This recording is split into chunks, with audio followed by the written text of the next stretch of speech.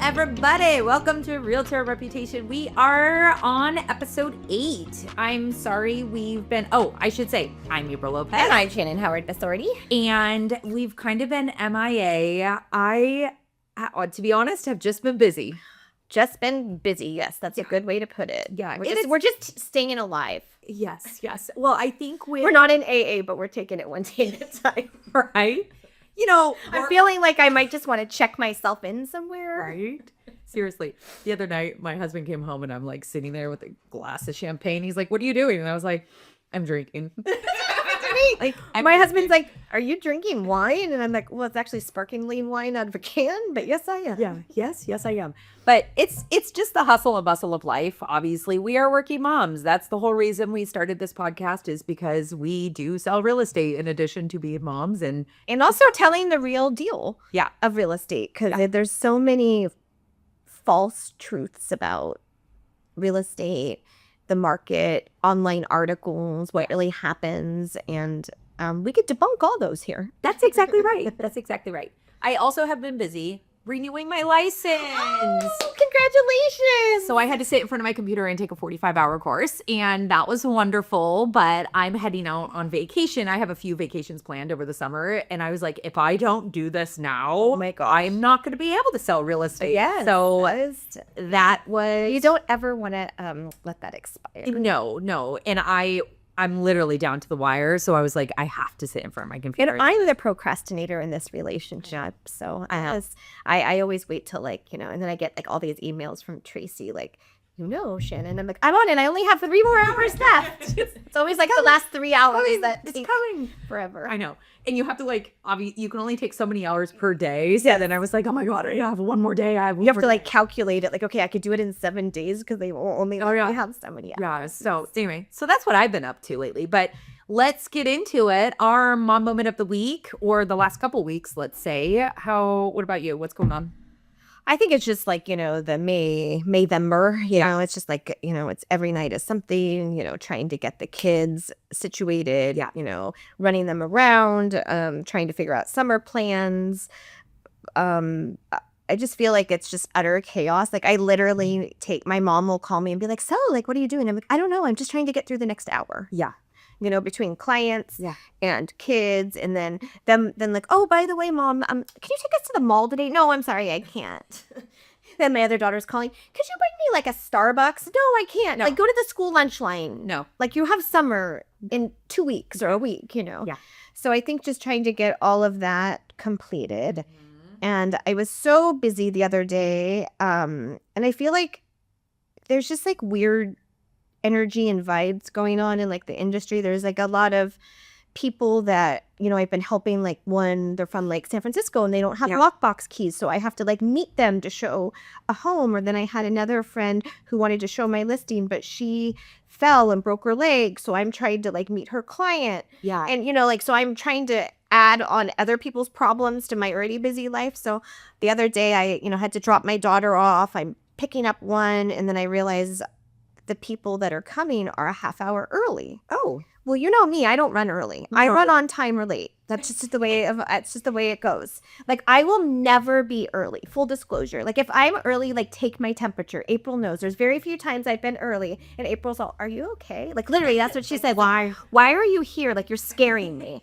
So actually, just take note. If you want Shannon to show up at 10 o'clock, you ask her to be there by 9:15, 9:30. Yeah. So, and it's because I literally schedule everything to the day, and there's just always stuff that pops up. Today, I'm in my staging clothes because a truck canceled, so I had to find 2 new ones this morning. It's fine. Nothing better to do at 7 a.m. And that's when we say we can't make this up. We can't make it up. Yeah. But anyway, so I'm getting dressed, right? So I come home, I take out my workout clothes, I throw on a sundress. I'm I don't even have time to take a shower. I'm putting my hair back to go meet these people that are now a half hour early. I grab some sandals. I get there. Drive. Luckily, the property is a couple minutes from my house. I'm surprised you changed, because I wouldn't have even changed. I would have just went. I just changed, and anyway. So I get there. It's my listing, and it's a couple $1 million. So I felt like I had to slick my hair back there, at least look a little bit better. Yeah. So this lady comes, and I'm walking her around the house, and all of a sudden I look down, And I've got 2 different shoes on. Oh, are you kidding me? No. Wait, really? Are they like both flats or something? Well, they're both like sandals, and they're I have, so the other full disclosure about me is if I like something, sometimes I buy it in multiple colors. And my husband's always like, why do you need this in 3 different shades or these shoes in black, tan, and brown? So they're not exactly the same shoe, but they're like the ones that kind of have like they're kind of like leather and braided. So one's like a darker brown and one's like a nude color. So I look down and I'm like, oh my God. And luckily my dress was like long. So I'm like trying to like tuck. And then we had to like go outside. And I'm like, she was talking about something. I'm like, well, full disclosure, I have 2 different shoes on. Like, that's just me. Like, I can't lie. I can't not be honest. Like, oh my God, that's and she great. just starts laughing and she goes, oh my God, that's so funny. That happened to me last week. So then we had this bond over like being a hot mess. Shoes. But I mean, that's just how it's been the last month. You know, it'd be like I'm walking around with 2 different. I have the benefit of both my kids drive now, so at least I don't have to be an Uber shift in the no, and I don't have that hustle and bustle. But you know, we were finishing up sports, which great, that's done. And then they go on though, like if your kids actually like are, you know, make it, they have to go to like the NCS and then the state. That's right. That's right. So we did finish up a little bit of that. Actually, my nephew made it to NCS, and then now they're in state for varsity boys baseball. Yes. So we've been trying kids to are graduating and they're still playing sports. Oh, totally. They actually had to reschedule because they were trying to have a game on graduation day, and we're like, this is a varsity team. Like, you can't do that. These boys are graduating. So anyway, it's just been exciting with that. I also like sit and sulk in the like, today is the last day of school. This will air later, but today's the last day of school, and now I'm going to have a junior and senior. So I like that seniorness is starting. Yeah, I did it with my oldest daughter, where you like, I don't know, I like sulk in my own sorrow of like, well, it's a weird reality because you like it's almost over. You see like other people, like for instance, like I have a friend of mine who's a neighbor, and I swear her little girl was just born. I mean, you know, I've seen her like walk around in her stroller around their neighborhood, and she's graduating from like learning to learn where my kids went to preschool. Yeah, and I kind of got that sulking like. Like I remember like the preschool graduation of my kids, and now mine are going to be sophomores, and it's like, where does it go? I know. And sometimes I feel like it's almost like the hustle and the bustle and the busyness. And I know we're good at taking time out and taking family time and vacations and making sure we have special moments, but it goes fast. And that's such a cliche. I used to think people were so like lame when they would say, oh, I agree. You know? I was just going to say that because I used to be like, okay, whatever. When they're like the older people would say, which is our age. Well, that's exactly right. They're like, oh, it flies. It just really enjoy goes by these so moments. fast. And I'm like, are you kidding? Like, I just wish they were potty trained for the love of God. I know. When I had like 2 kids under the age of 2, and I was like pulling out my hair, and you're like, yeah, it's fast. It's real fast. And now I'm like, we are that age. We are those old people. Which are in our mid-40s, not even old, early to mid-40s. I'm like, yeah, but I know that feeling where you're kind of like that last day of school. Yeah. And I mean, I think I've shared this on the podcast and in life. Like having 2 girls at 2 different schools this year, I feel like I have also relived my freshman year. Because it just was, you forget, you know, you have elementary school and junior high, but you forget all of the things in high school. And my daughter and her friend were making fun of me because they're like, yeah, your friends are really bad. Like, they're not bad like that. You know, and I'm like, sure. And we're always like, are you sure you're not doing this? Because, you know, we think about like our day and age. Totally.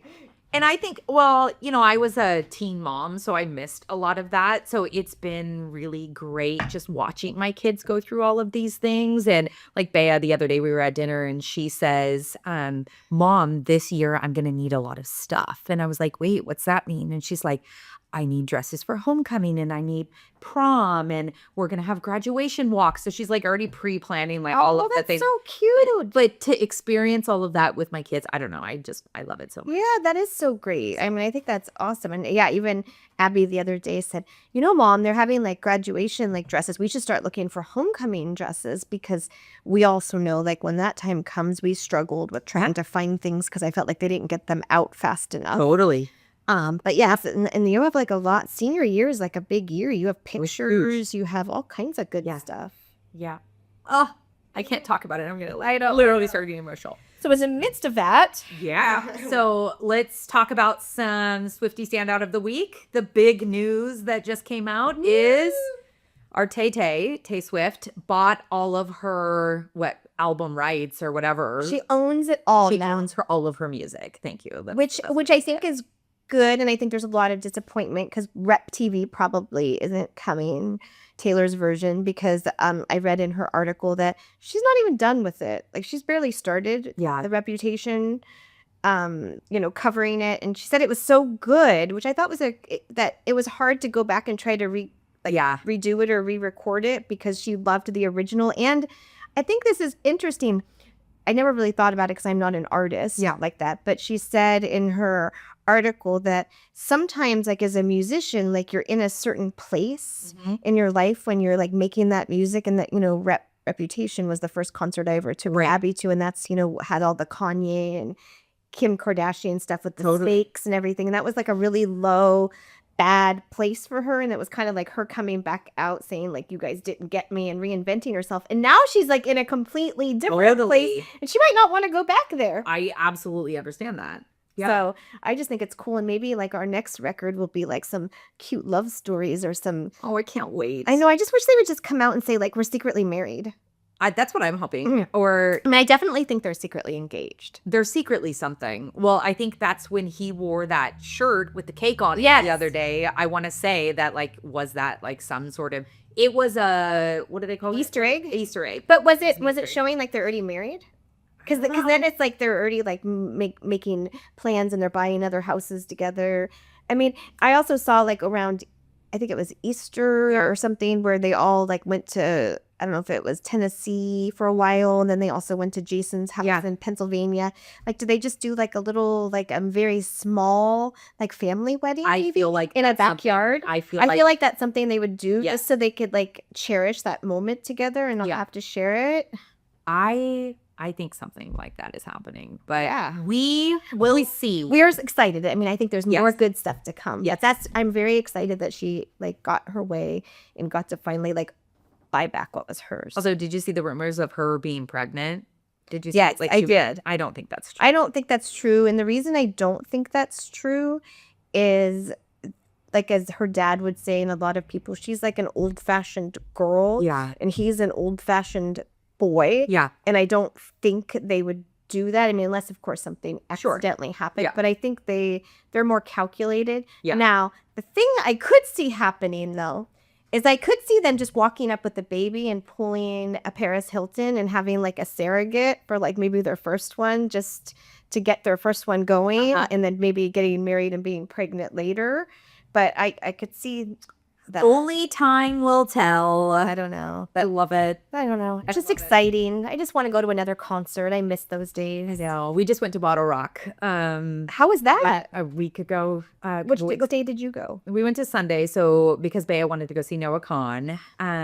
It was my oldest daughter decided that she wanted to go, so we brought the baby with us, and I saw Meme. a little different of an experience. But we still had a really great time. My little May girl She's so cute. but she loved it. I go to a concert. Oh, she's getting sassy. Oh, she's super sass. Yeah.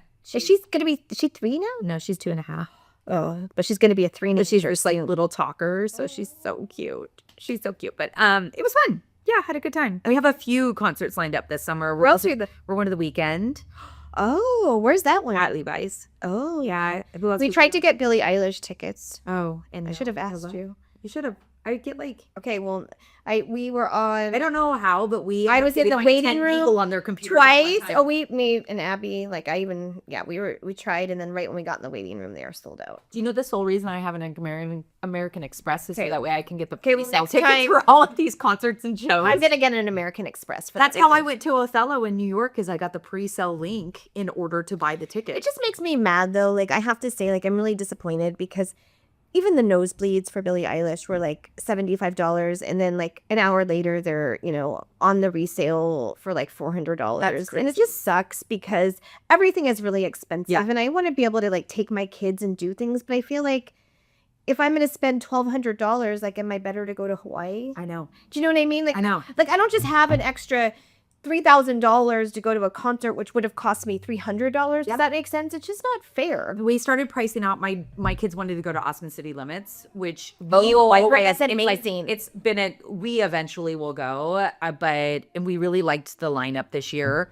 So we started to go through the process of like planning. We have a friend who lives in Austin, so Okay, we would have had that. We were gonna try to figure that out, but we started pricing everything out. I was like, I'm not spending $6,000 for me to take my kids to a concert for a weekend. Like I'd rather spend that on a trip for Mexico or Hawaii or somewhere. You know what I mean? I just because like it's a I lot. was floored at the by the time you do flights, hotel, tickets, food, merch. everything. Merch. Gotta get the merch. Gotta get the merch. Always gotta get the merch. So yeah, so anyway, so I'm hoping like if you know of anybody or you see anybody that has any tickets, I'll probably end up getting ours some. Yeah. But we tried really hard and I spent hours and hours. I'm sorry. I'm sorry. It's okay.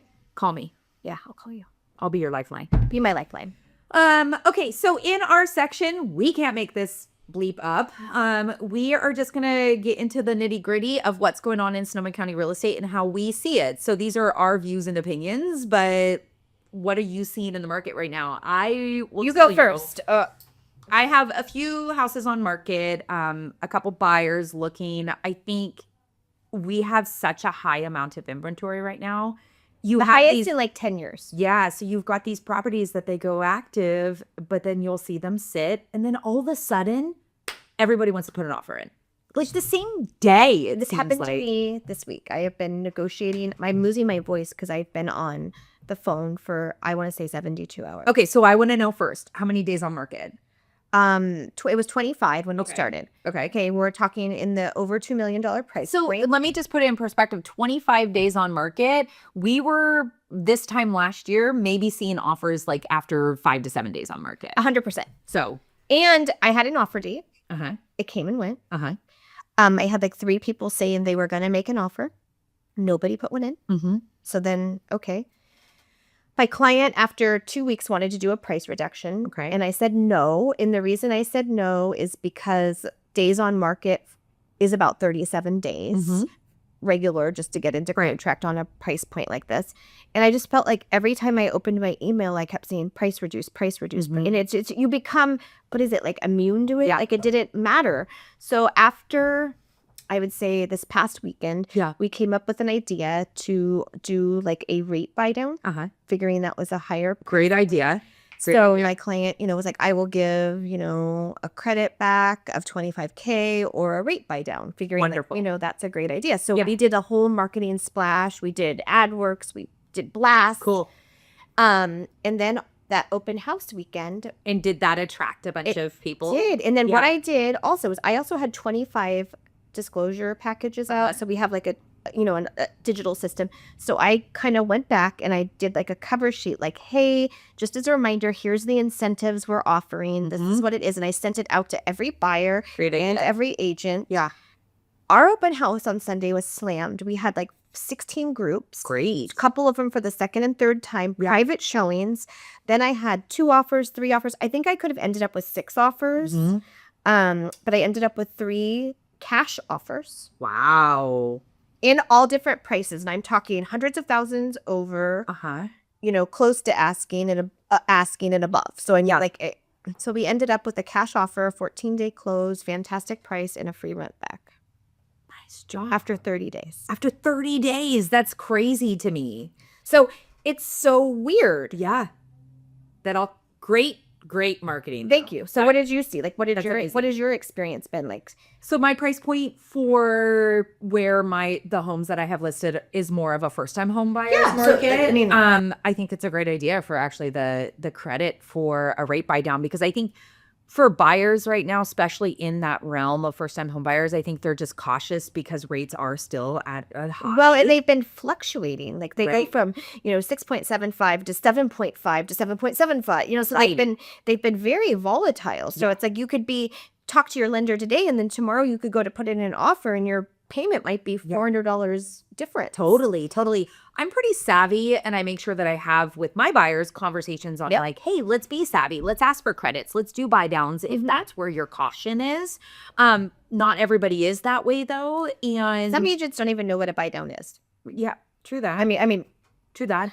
But I think that's also affecting the buyers coming through because they're not educated enough to understand their options with different opportunities that are out there. And I think right now, like we were in a seller's market for a long time and we're leaning now towards that buyer's market. So people have options. They have options. And I also feel like they're taking their sweet time. Oh, yes, absolutely. So they want to think about it. Well, and because people are seeing these price reduction after price reduction after price reduction, they are now watching a house come on market and waiting for it to get reduced before they consider. They won't even consider it. Yep. So a couple things with that. It's then an adjustment because like you, I have buyers and sellers. Yes.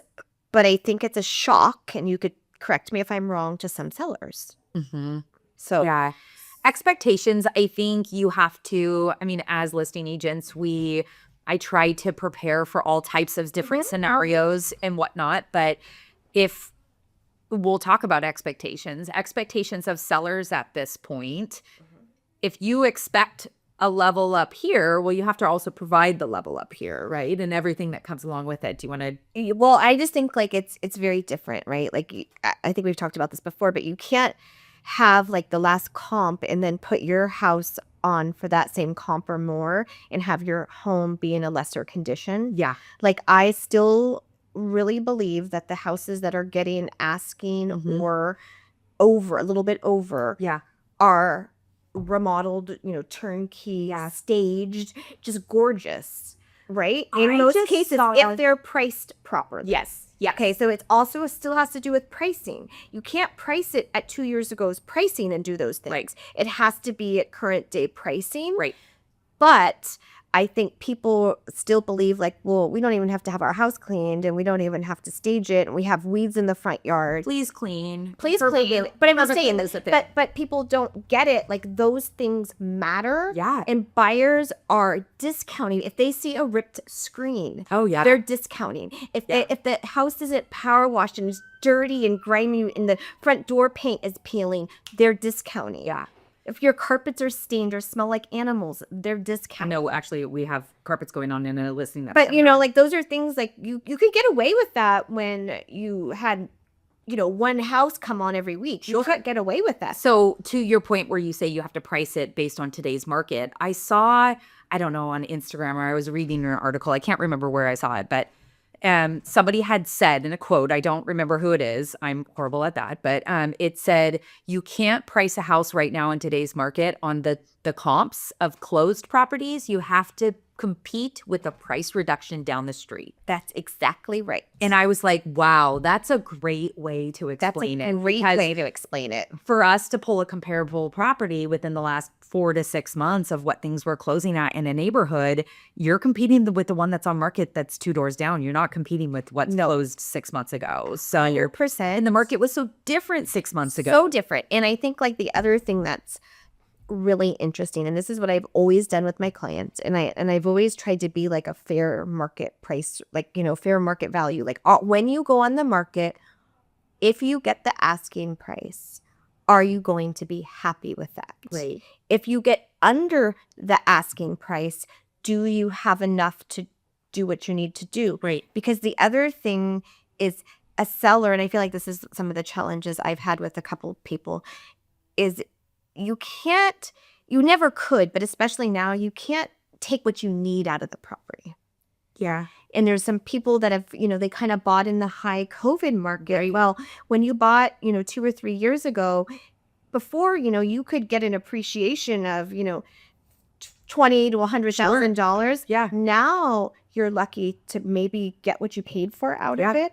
Well, especially if you bought in 2020, 2021. And you have to pay compensation, which is a whole nother conversation to point two of this. Right. So you have to realize, like, the market's different. The appreciation is not to the level that it was.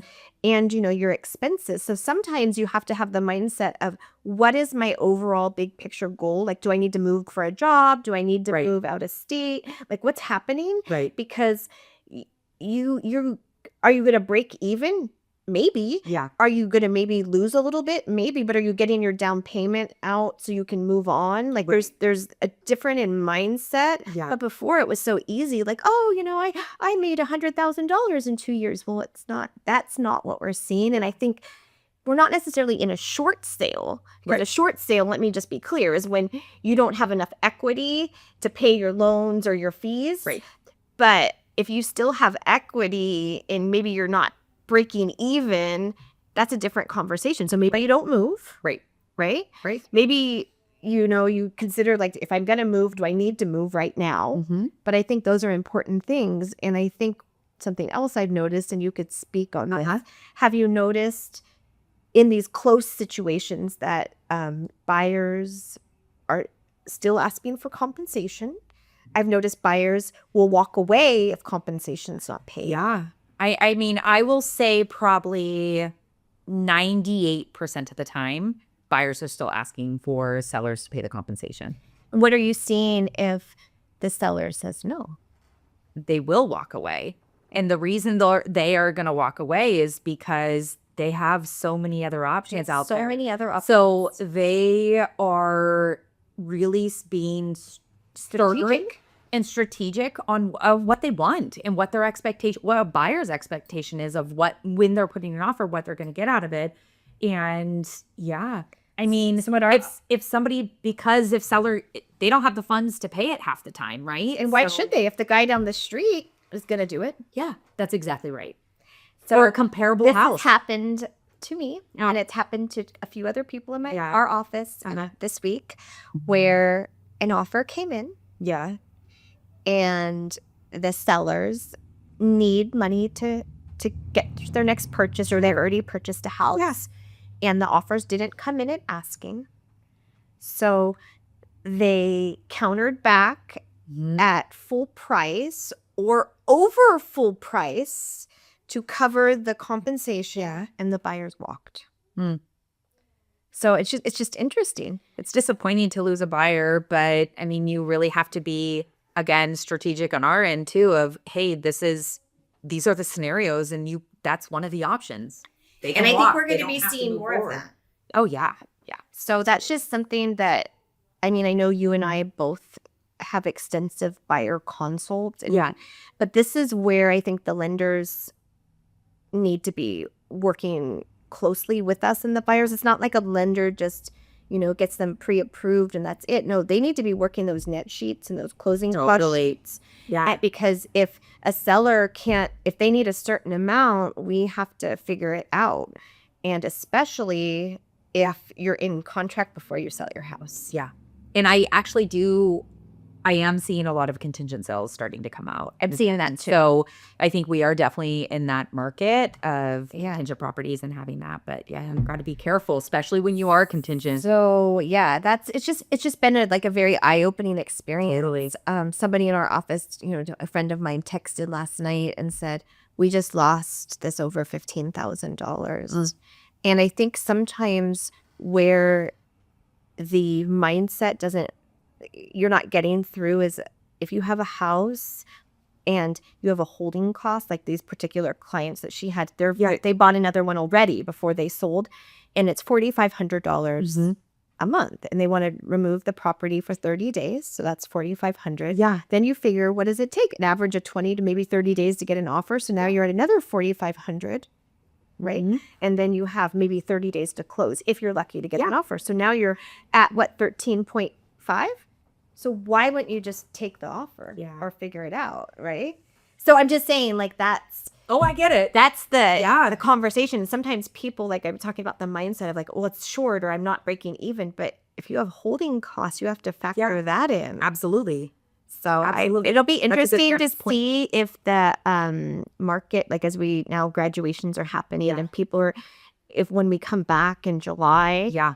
if it's different. I'm just curious with this last week of school if things are going to start picking up as far as buyers getting out there, because it's kind of quiet right now. It's very quiet.